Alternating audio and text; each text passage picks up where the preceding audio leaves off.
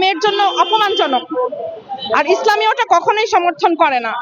আমার মতে যারা অলরেডি এই পেশায় আছেন তাদেরকে পুনর্বাসন করে তাদেরকে যথাযথ যোগ্যতায় তাদেরকে যদি আমরা পুনর্বাসন করতে পারি বিভিন্ন সেক্টরে কর্মক্ষমতা দেখিয়ে, সেটা সবচেয়ে বেস্ট হবে। কারণ এটা মেয়েদের অপমান, আর এটা কখনো ইসলাম সাপোর্ট করে না যে একটা মেয়ে তার দেহ বিক্রি করবে।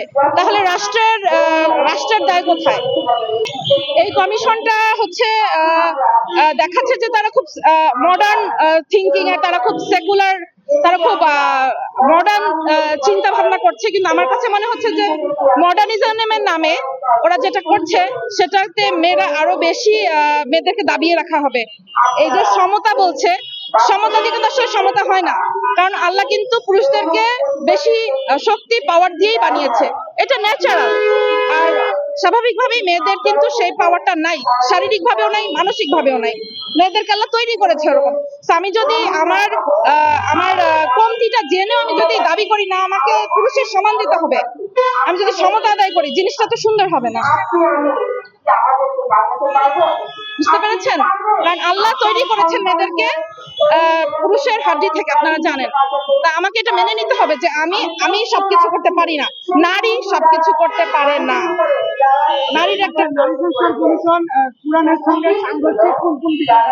কোরআনের সাথে সাংঘর্ষিক যেগুলো করেছে, এই যে পতিতাবৃত্তির একটা বিষয়, আপনারা জানেন এটাকে পেশা হিসেবে হালাল করতে যাচ্ছে, এটা সম্পূর্ণ হারাম একটা জিনিস।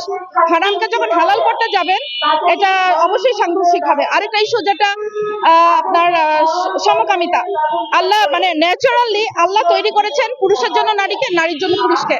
আমি যখন প্রাকৃতিক জিনিস থেকে সরে যাব, প্রকৃতি কিন্তু এটা মেনে নিবে না, প্রকৃতি অবশ্যই এর প্রতিশোধ নিবে। আল্লাহ এটাকে হারাম করেছে, আমাদেরকে এটা ইসলামের সাংঘর্ষিক যে কোনো কিছুই আমরা মানি না।